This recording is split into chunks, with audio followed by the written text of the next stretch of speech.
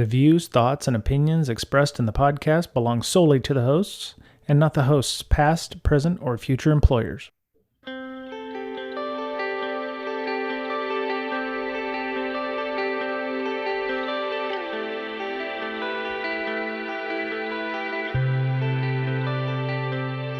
Hello, everybody. Welcome back. It is Brian, Ms. Berlin, and Mr. Betcher for Breaking Down Security.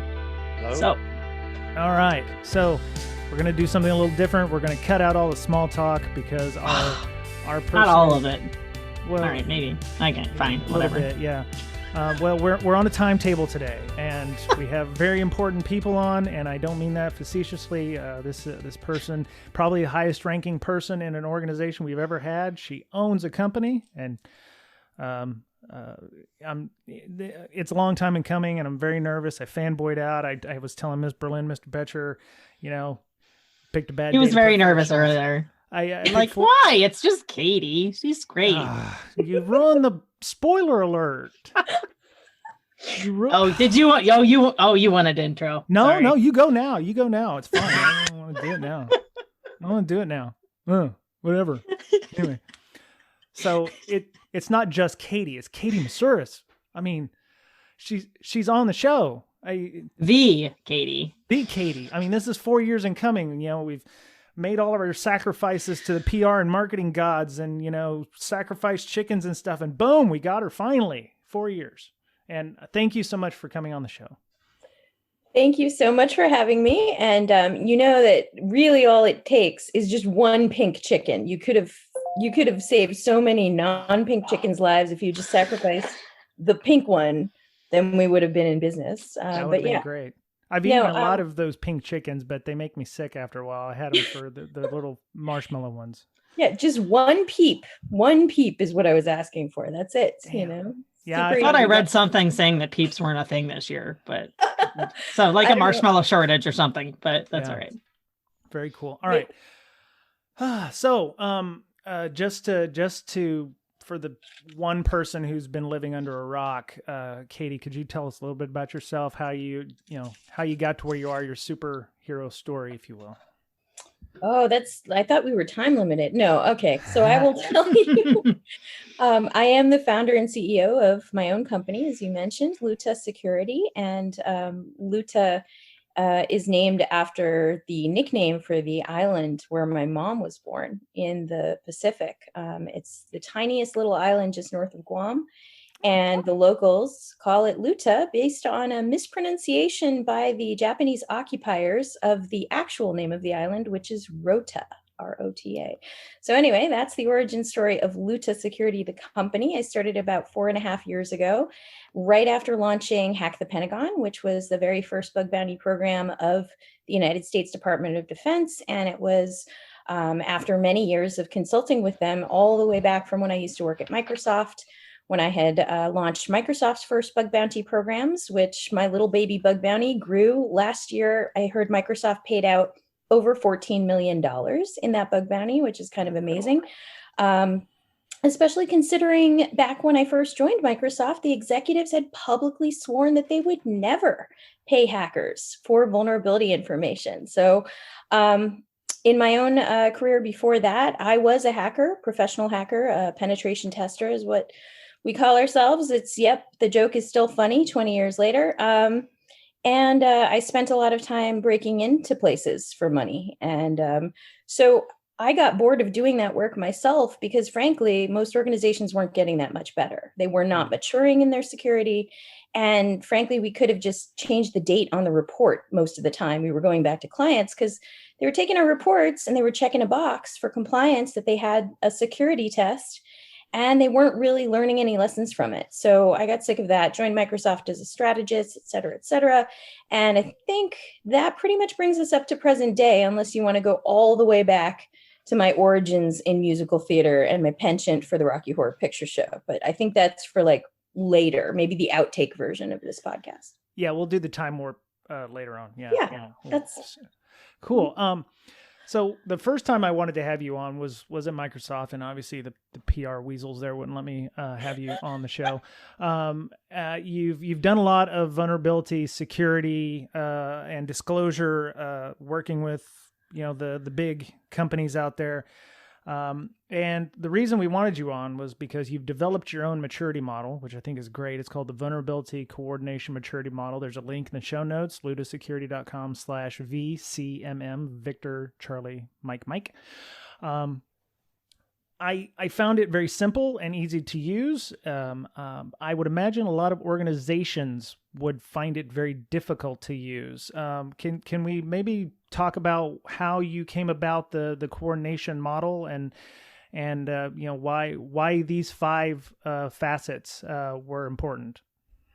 Sure. Well, I mean, as I mentioned, I was a professional penetration tester. And before that, I was a professional developer. I was a Linux developer.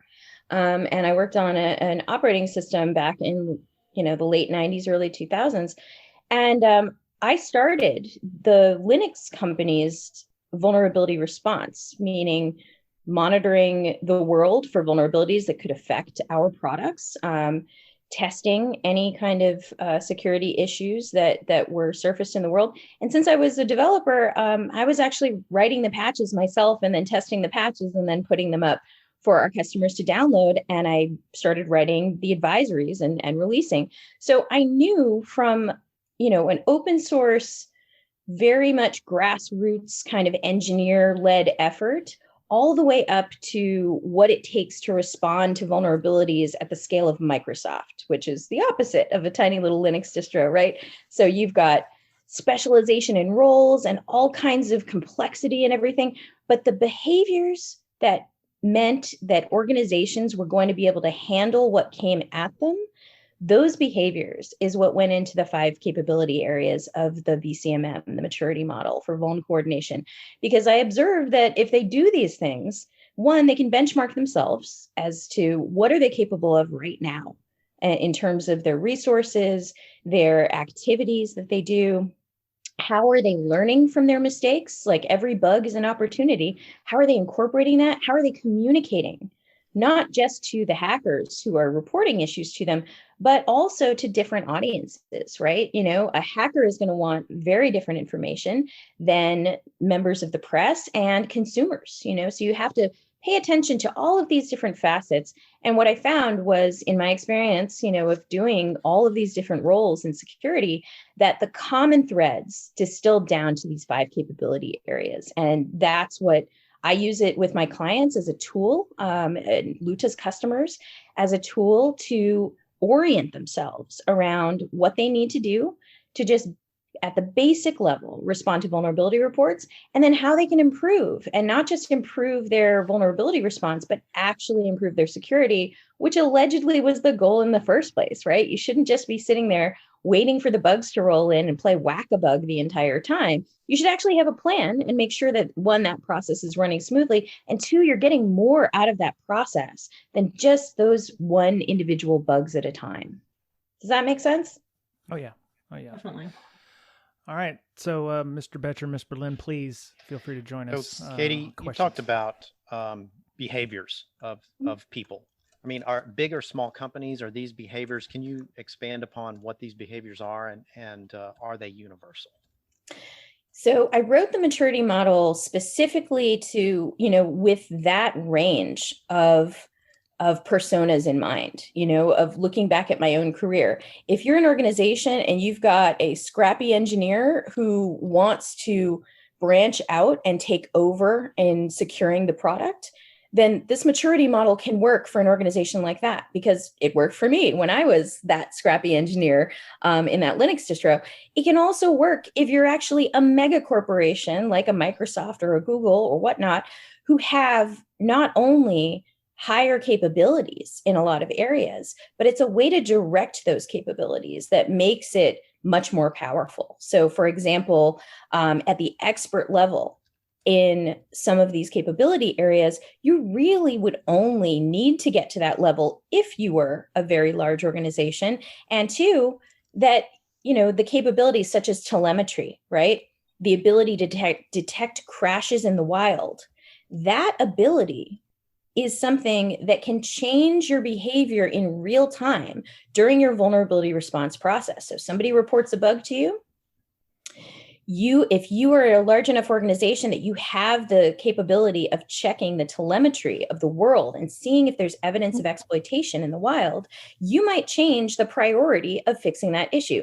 That's a level of maturity that only certain of the largest organizations, one, even need, and two, are even capable of. So if that makes sense, there's a whole range there just caught up in those 3 levels of maturity in the 5 capability areas. Cool. Ms. Berlin? Now, earlier you mentioned not playing whack-a-mole, right? When it comes to those vulns coming in, like I'm assuming that happens a lot when people try and roll it out in the beginning, right? What are some of the things that you can do to prevent that from happening? So you're not just, I feel like, not ever having implemented one myself, you could just be running around like crazy being like, oh my God, I have to fix this and I have to fix this. And now what are we doing? I'm assuming some panic that goes along with that if you don't follow a model. Yeah, well, unfortunately, because bug bounties, especially, and even vuln disclosure programs, but really bug bounties have gained sort of a celebrity status all unto themselves, right? That a lot of organizations are fooled by the rhetoric that they can just start a bug bounty as their first step, or if they're nervous about it, maybe don't offer money and just start a vuln disclosure program, a VDP, as their first step in security.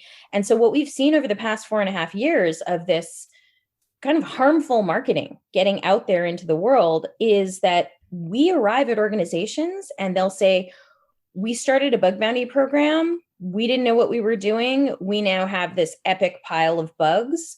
And I asked them, okay, so, let's talk to your security people. And they're like, oh, we don't have any security people. No, we just give them to the engineers. And I'm like, okay, well, the engineers did write those bugs in the first place. They might need a little more help from security experts in how to fix these bugs comprehensively. But essentially, we're looking at organizations that if they are smart, they will have taken their existing bug patching process. So when they're doing their own scanning and anticipated that they're going to have an increased need for capacity in some of these areas because suddenly you're receiving bug reports, in an uncontrolled fashion from the public. The organizations that suffer are the ones that, one, didn't think to actually have security people on the inside, right? To help translate to the engineers how to fix these issues or to fully comprehend them. And the organizations that also don't do very well in these scenarios are ones where they thought that they could completely outsource this process, that it's managed for them, and therefore what their response is, whether they take a long time to fix bugs or never fix them at all, they're expecting their bug bounty company to manage that for them. And that's where we've seen a lot of problems kind of falling out of the existing bug bounty implementations and bug bounty industry in the world today. Okay. Sounds like a potential nightmare. It has been a nightmare to watch because it's so preventable. There's a way to do it correctly. If you think about it and plan it, which I feel like probably there's a lot of things that go into production like that. Exactly. Which, the bizarre thing that occurred recently in vuln disclosure guidance is, CISA, DHS CISA put out VDP guidance because they put out a binding operational directive and they said every single federal agency and government entity needs to have a vuln disclosure program. And they put deadlines in there. And actually a deadline is coming up. I think it's this Friday or maybe it's next Friday, something like that. But it is where they have to, step 1, identify a point of contact to report vulnerabilities. Why on earth would that be the step 1? There is nothing in the guidance about, by the way, you should not only scan yourselves first and just make sure you've patched the obvious, right? But 2, have some sort of operational capacity to deal with this influx. And so VDP guidance came out from CISA, which is out of order in terms of what makes a successful program. They're like, step 1, identify a point of contact. Step 2, identify the targets in scope. I'm like, oh my God, everyone's going to die this way. And what's bizarre is that the United States government itself did not roll into a vuln disclosure program in that manner. I know because I rolled them into it. So I'm kind of like, guys, you kind of forget what happened like 5, 6, 7 years ago when I first started coming by. This And is that a poor- process, That right? poor guy in the help desk that they're assigning as the point of Exactly. contact is screwed. He's screwed, right? And it's going to be by department by department. And what's crazy about it is they know that this is going to be painful, but they're expecting the pain to be somehow transformative. And I'm like, why, when we have a model that you in fact used, would we go through this? And then similarly, the UK government has just also issued VDP guidance. And they say it in there as they acknowledge a little bit better that, oh yes, we'll be releasing some guidance for what you need to do internally too, but that'll come later. And I'm like, so you're going to basically invite everyone to a picnic where you've offered them delicious barbecue. And you're like, I'm just going to figure out how to have a barbecue later. You know what I mean? But everyone's going to be there and expecting barbecue, right? So how are you going to barbecue those bugs? You don't have a smoker. You don't have any spice rub, So the whole thing that I look at is it would make sense if this were 7 years ago and people were new to this and everything, and the ISO standards for governing these things, these processes, internal and external, weren't out, which, as you know, I'm a co-editor of these ISO standards. All of these like weird sort of out of order guidance would have made sense before all of that. But now it just seems like everyone is willing to jump into a Vuln Disclosure program or a bug bounty program like they're going to jump into a marathon from the couch. And I'm like, you're going to hurt yourselves, So I'm afraid for our friends who have gone from couch to VDP in 30 seconds, but hopefully they'll do some stretching, Yeah. I work, I have seen what happens when a customer asks if a company has a VDP program, and they're like, oh yeah, we have a security ad or a bugs ad or whatever, and then they bury that email address down in 8 pages of terms and conditions. It's a nightmare, and they're obviously not ready for that disclosure when it comes across the wire. So. All right, so I have another question here. You have co-authored a lot of the ISO standards for this, and you mentioned that the government's also rolling this out. The government are the ISO docs required for this to work, or will they assist in an easier outcome? Is NIST using some guidelines from the ISO standards to kind of tailor what's going on in the government? What does that look like? And again, with the ISO docs, are these just guidelines, or is there a NIST one? Let's say I'm not in the UK or in the US and I want to use something else. Well, okay. So the ISO docs are pretty useful. A lot of people had complained about them not being free and not understanding that ISO is a business, I guess, that has a business model. I don't make any money from these ISO docs selling. So, but no, to answer your first question, are they required?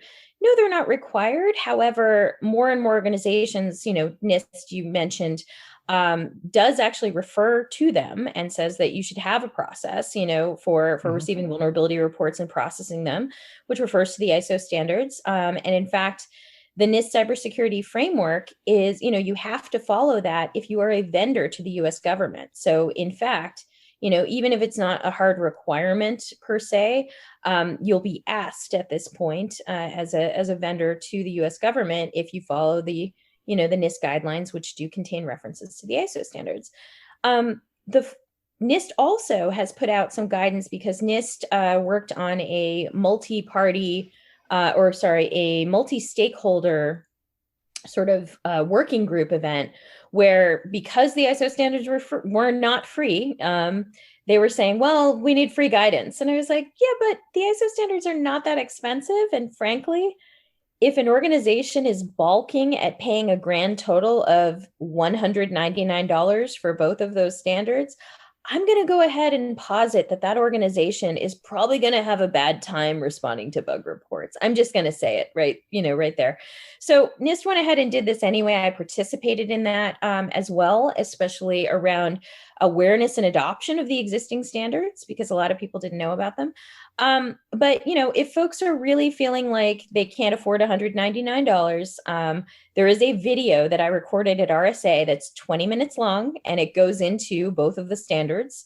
and what you need to set that up. So, if you Google RSA, ISO standards and my last name, you'll find that video. So there you go, free of charge. Cool. Okay. Yeah, I looked them up online, and it was in some kind of CHF, which I found out was like Swiss francs, and that's like bars of chocolate or something. Anyway, so there's links at the bottom of the show notes for all of the ISO standards. They're like 150, 150, and 95, because those were the three that were mentioned in the slide prezos. So how well does this scale? If you're a large organization, can you use it in an interdepartmental method? If you have a red team, can you use this as a way of helping the red team report bugs to your internal organization, and then branch out from that? How does this work at scale? If I'm a 2-person company versus a 20,000 person company.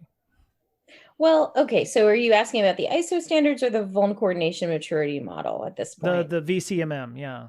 Okay. So the VCMM, you can absolutely meet the basic level of maturity in a VCMM with a very tiny organization.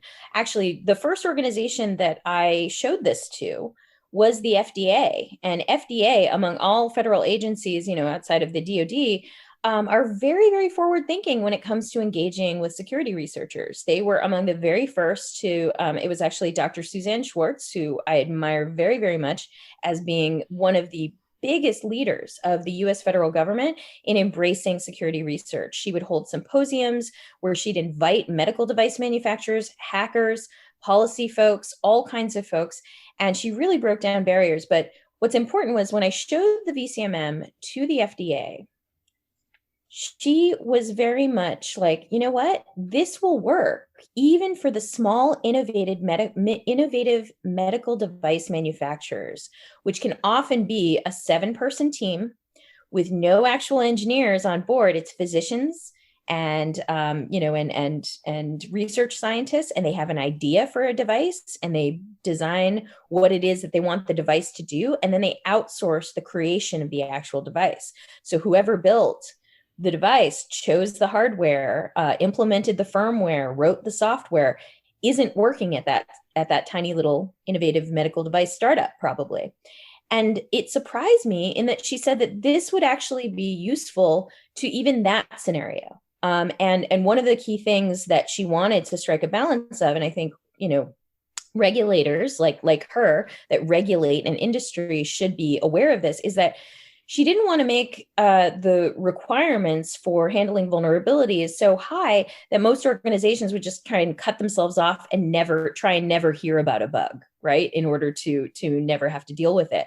She also myth busted a lot with organizations and medical device manufacturers, saying that you can still patch a security bug and still maintain your FDA certification. You don't have to go through a recertification process. You can get a temporary, like it's still certified, as long as it's not changing the functionality of the medical device. So she myth busted to be able to facilitate this engagement and increase the maturity of even the smallest vendors in that space, which I thought was great. That's cool. Yeah, the medical establishment likes to use the fact that we can't patch because we'll lose our FDA. Seems like been an I remember arguing with manufacturers when I worked at the hospital because we had a questionnaire that we had to give them. We're like, yeah, are you up to date on this, and this? I'm like, oh, we have to remain at this patch level because the FDA. Nope. Here's the documentation. Exactly. Yep. Exactly. Okay.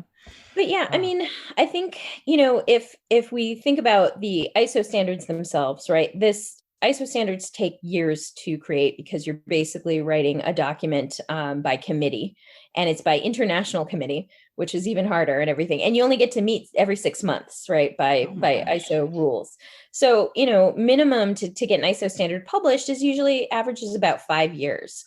So we went through that process and everything, and it actually took longer than that from the, the instigation of the study period, which occurred before I was even at Microsoft, It was Canadians, by the way. We can blame Canada for starting that. But by the time I got involved in everything, it took another, I think, 7 years after that. So it took 9 years for that ISO standard to be released.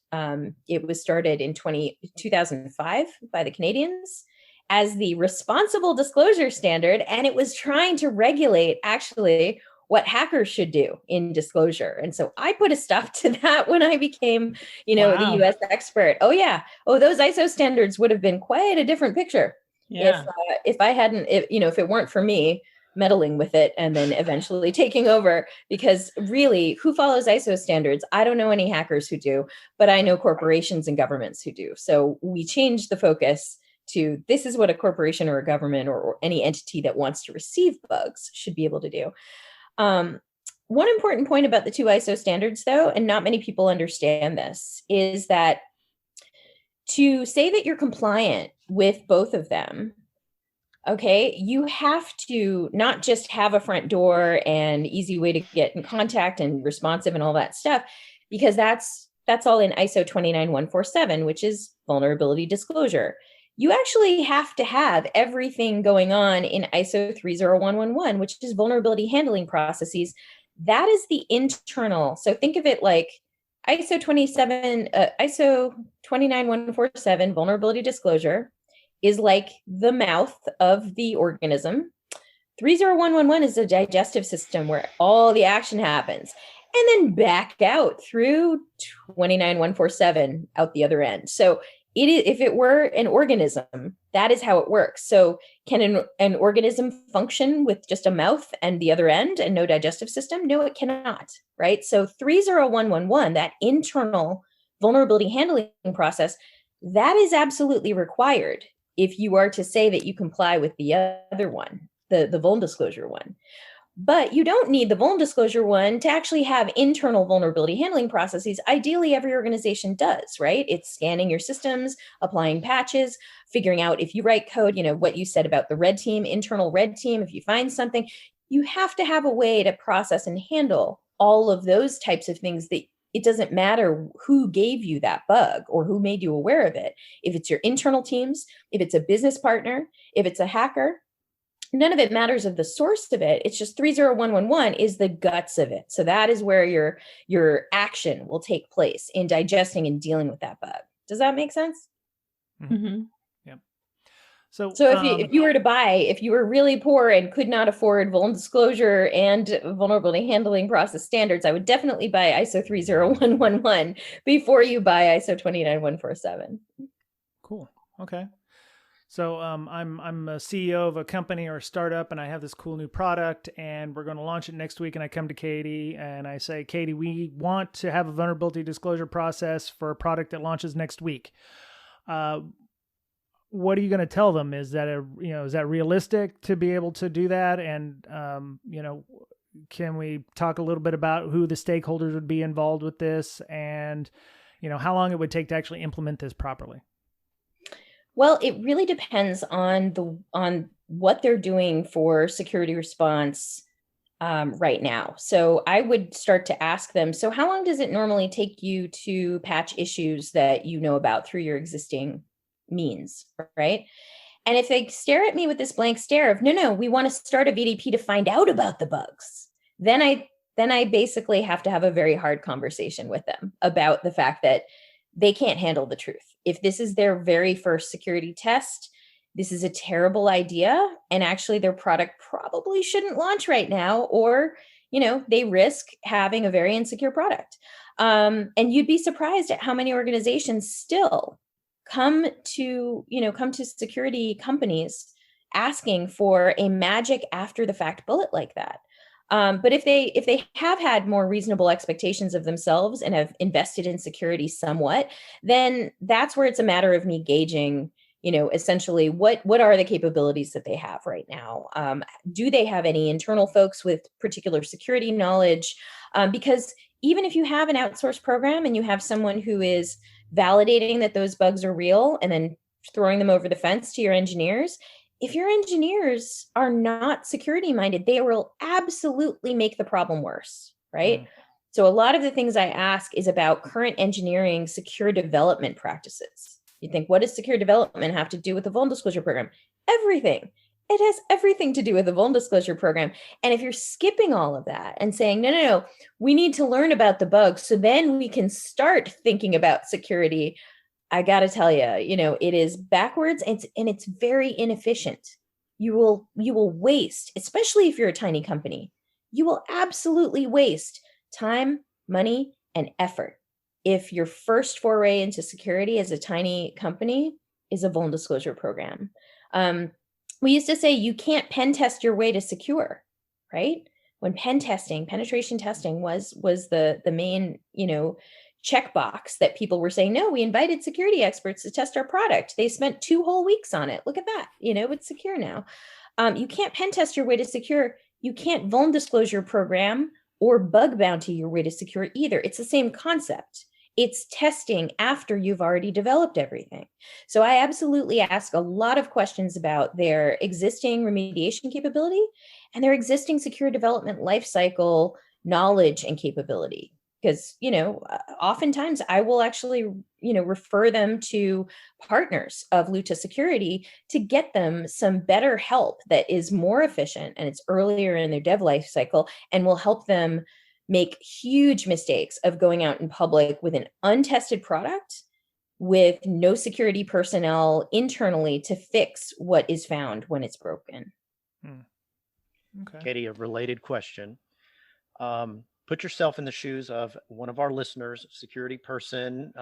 Maybe they've got a CISSP. They're at, maybe they've been in the industry for a year or two. They work for a company that has potentially vulnerable systems out there, yet they don't have a VDP. Can you give them your best elevator pitch as to why they need one? Well, I wouldn't. That's the whole thing, is that if they are at a place where they've got vulnerable systems out there and no VDP, it's not the lack of VDP that led to them having vulnerable systems out there. Do you see what I'm saying? So I would not advise them to say, okay, well, we know we have vulnerable systems, so therefore we should start a VDP. We think we have vulnerable systems.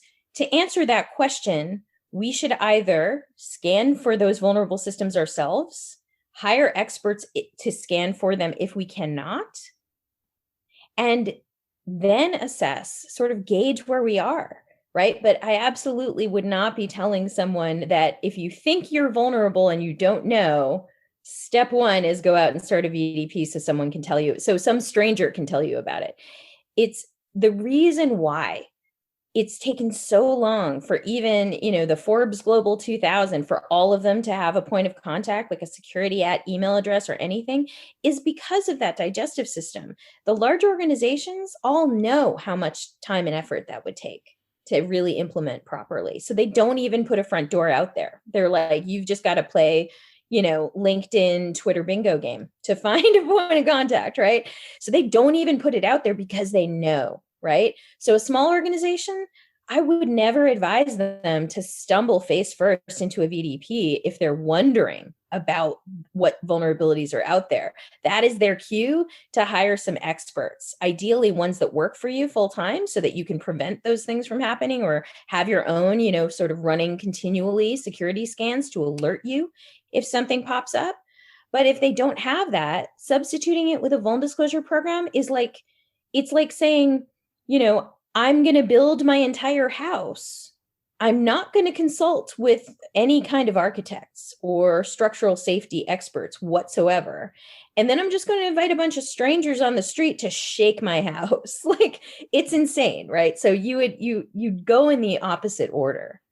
I feel like the marketing, of VDPs as a reasonable first step was the bug bounty companies realizing that this is ridiculous, and that most organizations can't be offering cash for this kind of abuse, where they've not done any kind of security work on their own, and suddenly now they're offering cash rewards to shake their house, by a bunch of strangers.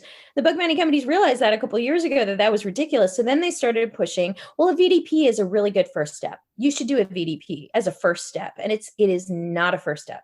It is not even close. That was our show for this week. You can find show notes for this and all of our shows at www.breakingsecurity.com. You can also find an RSS link on the site to add to your favorite podcatcher. You can find all of us on Twitter. Miss Berlin can be found at InfoSyster, INFOSYSTIR. Mr. Betcher can be found at BetcherPwned, BOETTCHERPWNED. And you can follow me on Twitter at Brian Brake, BRYANBRAKE. We have a Slack. Come join us on our Slack. A lot of great things going on there, a lot of channels of various InfoSec-related subjects. You can get an invite on Twitter by emailing our official Twitter handle for the show at Brakesec, BRAKESEC, or you can email us at bds.podcast@gmail.com. Thank you to all of our Patreon supporters for their monetary assistance by offsetting costs involved in putting out a weekly show. Zoom fees, Libsyn hosting, domain purchase, renewal, equipment upgrades, time and effort building the community we have. We appreciate all of your help and support. If you'd like a t-shirt, stickers, coffee mug, or just to show your support for the show, you can check out our TPub site, www.tpublic.com/user/BDS podcast. We thrive on your feedback. A quick 5-star comment on iTunes or Google Play Store or your favorite streaming service, Spotify, Pandora, what have you, go a long way to gaining us additional visibility. It takes no time at all, and we appreciate your help in spreading the word. That was it for Breaking Down Security this week. Be safe, be well, be kind to one another, take care of yourself because you're the only you have, and we'll talk to you again soon.